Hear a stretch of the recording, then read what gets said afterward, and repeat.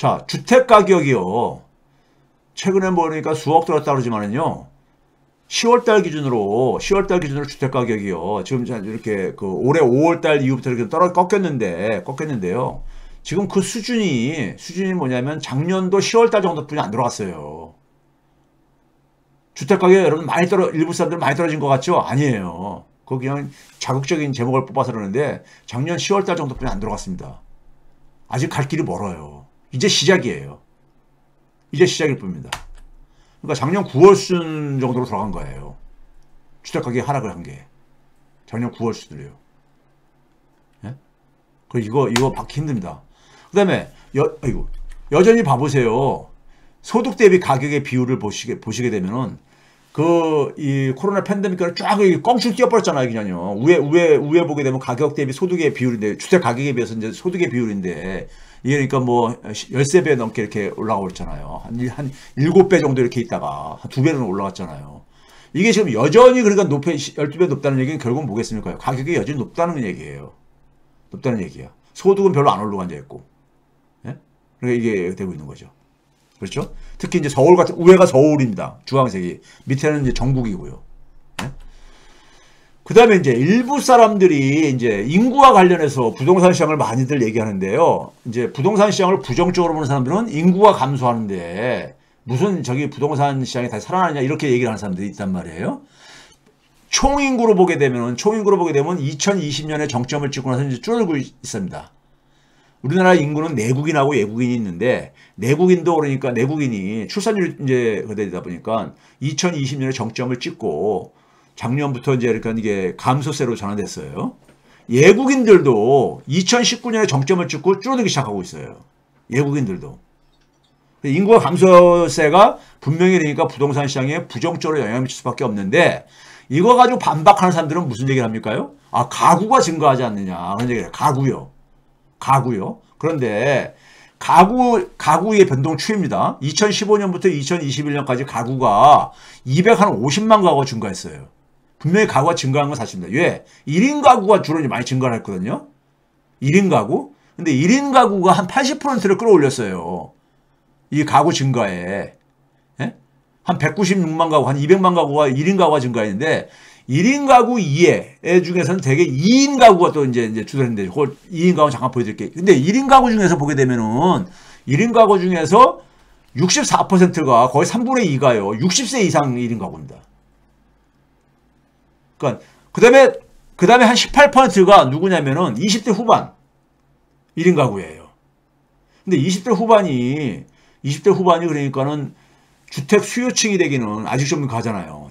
이들은 되게 전월세를 많이 의존하는 층이잖아요. 그리고 60세 이상이 주택 수요층이 되기 쉽지 않잖아요. 되게 첫 번째 직장에서 퇴직할 수 있는 연령들이 되게 60세 이상인데 60세 이상이 그러니까는 주택 수요층이 되기는 신규 주택 수요층이 되기는 힘들잖아요. 그런 점에서 1인 가구 주도로 증가하는 것이 향후 그러니까는 부동산 시장에 부동산 수요를 끌어올리기는 쉽지 않다는 얘기예요. 거기다가 이제 2인 가구를 보니까 그럼 나머지는 그럼 한 50만 가구는 어디서 증가했는가 보니까 2인 가구가 한 108만 가구가 증가했더라고요. 108만 가구가요. 근데 이 중에 그러니까는 절대 다수 95만 2천 가구가 60세 이상 가구예요. 그러니까 쉽게 얘기해서 부부만 사는 거죠. 예? 고령층 중에서 부부만 사는 이런 가구가 2인 가구의 대다수더라 이거예요. 그러면 이 사람들도 결국은 새로 그러니까 주택의 수요층이 되기 힘들잖아요. 60세 이상 두 부부가 부부만 사는 이런 가구가 주택시장에 들어가서 그러니까 주택을 사기는 이건 거의 쉽지가 않잖아요. 기대하기가. 그래서 최근에 우리가 뭐가 화제가 되고 뭐가 이렇게 이슈가 되고 있습니까? 사회적인요.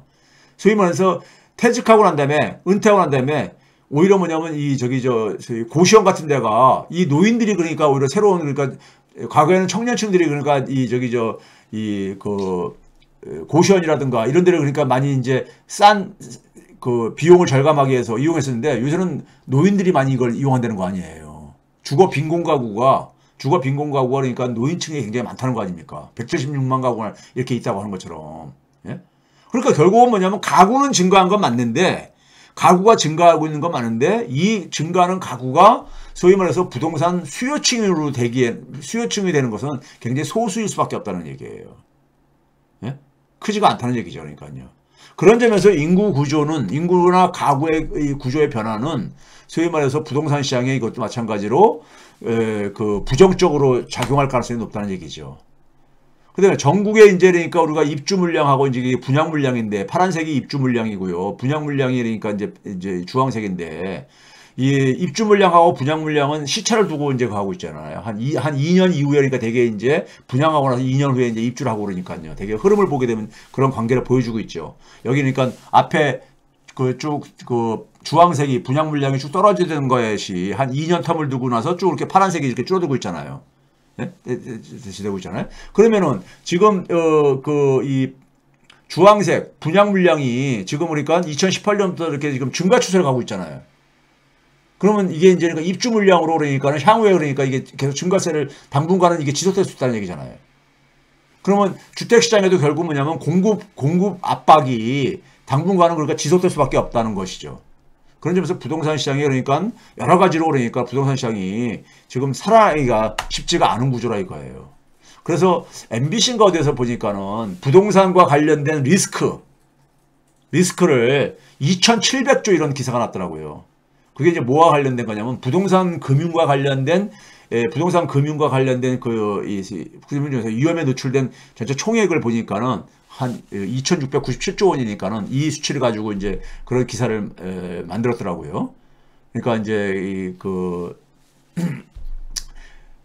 가계가 가지고 있는 게 있고, 그다음에 기업들이 부동산과 관련된 기업들이 가지고 있는 게 있고, 그다음에 이제 금융투자 상품으로 이제 관련된 그 부동산 금융이 있고, 그런데 이거 세 개를 합치니까는 한 2,700조가 된다 이거예요. 이게 이제 부동산 가격이 크게 하락했을 때 일정하게 그러니까 손실에 영향을 받을 수 있는 그 총 금액이라 이거죠. 그게 한 2,700조가 된다 이거죠. 그 다음에 이제 부동산 시장에는 가장 먼저 반응하는 것이 상업용 부동산입니다. 상업용 부동산들은 대개 그러니까 빨리 이제 그러니까 우리가 현금화 시켜야 되기 때문에 미리 빠져나오는 경향이 있는데, 예? 주거용보다도요. 근데 이것도 보게 되면은, 그 파란색이 그 수도권이고요. 거래량. 그 다음에 주황색이 비수도권인데, 수도권 같은 경우는 그러니까는 이게 보게 되면은 이 작년 3분기를 정점으로 해가지고 쭉 빠르게 떨어지고 있는데 한 절반 정도로 줄어들었죠. 그러니까 이미 그러니까 작년 말부터 빠져나오기 시작했다는 얘기죠. 상업용 부동산은 이제 그러니까 미리 처분들을 하고 작년 3분기 이전에 이제 많이 쫙 증가했잖아요. 그러니까 있는 사람들은 미리 빠져나온 겁니다. 빠져나온 거예요. 그러니까요. 그 아는 사람들은요. 작년에 그러니까 이렇게 쭉 해서 빠져나온 거고요. 예? 자, 그 다음에 이제, 은행들의 그러니까 지금 그 위험성도 최근에 좀 이렇게 떨어졌지만은 금융시장이 그러니까 10월 하순부터 좀 완화됐다 했잖아요. 그렇지만 여전히 50bp 이상이 유지가 되고 있다. 50bp라는 건 되게 우리가 무슨 한반도에 그러니까 전쟁 위험이 돌 때라든가 금융이 이런 조짐이 보일 때라든가 이럴 때 주로 이제 넘는 수치들이 오르는데 여전히 높다. 은행들의 그러니까 이것도 굉장히 높다는 것이고요. 자, 그런 점에서 지금 이 부동산 시장의 상황은 금리를 인하로 바꾸더라도 그러니까 사람들이 이게 그러니까 그 부동산 시장의 지금 환경이라든가 그다음에 우리가 일본의 경우를 본다거나 부동산 가격이 이렇게 한번 하락하고 나면요. 그다음에 거기에 대해서 그러니까 우리가 자산 가격이 한번 크게 하락을 하게 되면은 그 사람들이 트라우마가 생깁니다. 그러니까 한동안은 그래서 많은 사람들은 그러니까 이제 부동산이나 주식에서 상처받은 사람들은 그쪽을 떠나는 이런 경향들이 보인다는 게 이제 그 트라우마인데, 그래서 금리를 다시 내린다고 해가지고 부동산 시장이 살아나기가 쉽지 않다. 왜? 이게 불황이 굉장히 오래 갈 수밖에 없기 때문에. 결국 지금 정부가 하는 게 되게 뭘 하고 있습니까요? 다주택자들한테 세제 혜택이라든가, 심지어는 원희룡이 오늘 그런 말도 했대요. 이제 고가 아파트도 이 대출을 그러니까 완화해 주는 거. 근데 지금 빚내서 그러니까는 빚을 내기 쉽게 해준다고 해가지고 세금 혜택 좀 준다고 해가지고 사람들이 지금 부동산을 사겠냐고요, 지금요. 그건 대책이 될 수가 없어요. 대책이 될 수가 없죠. 그렇죠? 이제 그런 점에서 이 자산 가격의 하락이 당분간 계속 진행될 수밖에 없기 때문에 그걸로 인한 그러니까 자산 가격의 조정은 상당히 오래 걸리는 거기 때문에 이게 장기 불황이 될 수밖에 없다 이거예요.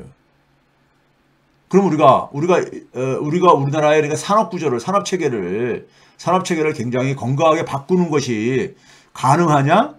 지금 제가 볼 때는 이 보수 정부에서는 그런 게 기대하기 힘듭니다. 힘들어요. 아까 제가 얘기했잖아요. 일본하고 미국을 비교할 때 미국은 뭐냐면은 소위 말해서 IT 혁명이라든가 이런 쪽으로 좀 넘어가가지고 산업 체계를 좀 바꾼 것이 됐지만은 일본은 그걸 못 해가지고 장기 불황에 빠진 거예요. 일본은 장기 불황에 빠진 겁니다. 그러니까 아까 제가 얘기했잖아요. 소득 대비 채무기 때문에 이 채무를 그러니까 상환하는 거 가지고 이건 못 줄인다. 역사적으로 보게 되면요. 결국은 분모인 소득을 높여서 이걸 줄이는 수밖에 없는데 소득을 높이려면 좋은 일자리라든가 이게 그러니까 산업의 활력이 막 넘쳐야 되거든요. 그거 안 되는 이상에는 장기 불황에 빠질 수밖에 없어요. 장기 불황에. 그런 점에서 대한민국 경제는 지금 굉장히 분기점에 와 있는 겁니다. 장기 불황으로. 소위 말해서 일본보다 더 나쁘다 이거예요. 왜 더 나쁘냐? 일본은 기업 부채만 그랬지만 우리는 가계와 기업 부채가 쌍끌이를 한 이런 상황이기 때문에 더 많은 조정이 필요하다 이겁니다. 일본보다 더 많은 조정을 해야 돼요. 예? 그렇기 때문에 일본보다 훨씬 더 악성이다 이거예요. 그래서 제가 역사상 역대 최악이라고 하는 게 그런 겁니다. 부채 구조를 보게 되면 어느 나라보다도 그동안에 그러니까 이런 자산 거품이 붕괴돼가지고 경험을 겪은 나라들. 제가 유럽 자료는 안 주겠지만 우리 유럽 같은 경우는 기업 부채는 없었어요. 이렇게. 그러니까 그런 점에서 그러니까 이번에 우리는 그러니까 가계와 기업이 그러니까 민간이 모두가 다 같이 그러니까 부채를 끌어올리는 이런 구조이기 때문에 이걸 조정하는데 굉장히 오래 걸린다 이겁니다. 서로가 또 상호작용을 일으키거든요. 예? 서로가 상호작용을. 그런 점에서 대한민국 경제는 지금 그러니까 이렇게 와해될 수 없고 거기다 뭐냐면 수출 환경이 별로 가잖아요. 수출 환경은 지금 구조적으로 나빠졌잖아요. 예? 제가 이거는 통계 수치 가지고 중국 나빠진 것도 얘기를 하는데 이거를 그러니까 그 전부터 나빠졌다. 그 전부터 나빠진 거 근거를 한번 대보세요. 총액 말고 총액으로 4월 달부터 나빠진 거는요. 상해 봉쇄 때문이고 그 전에 두 자릿수로 계속 증가했었어요. 예? 5월 달부터 감소한 거를 품목별로 한번 봐보세요. 품목별로 보시게 되면은 어쨌든 간에 수출 환경도 나빠지죠.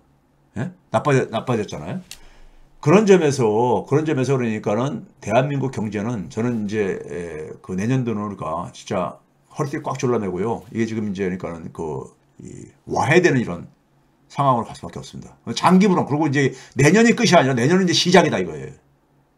내년은 시작이 불가하고 우리가 흔히 전문가들이요.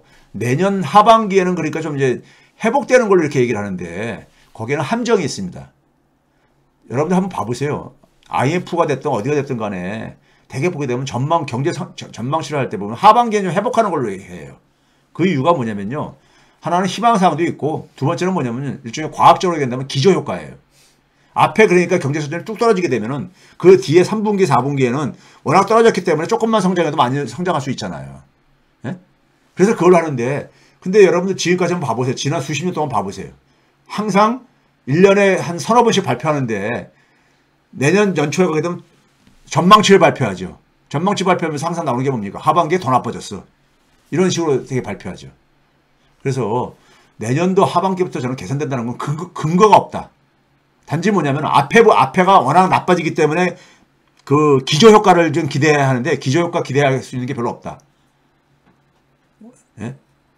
떨어지고 난 다음에 그러니까 소위 말해서 L자형으로 최소한 L자형으로 가거나 아니면 계속 악화되거나. 그래서 내년에 저는 이제 국힘당이 이 사람들 정부 재정 맨날 얘기하지만은 추경 편성하는 거 불가피할 거다 보고요. 추경 편성할 거예요. 예? 추경 편성 안 하면은 붕괴되는 거 막을 수가 없으니까. 근데 추경 편성 가지고 경제 살림 못 합니다. 이 사람들 머리를 가지고는요. 일본이 그랬잖아요. 90년대에 반짝 올렸다가 다시 또 대침대 빠지고 하는 게.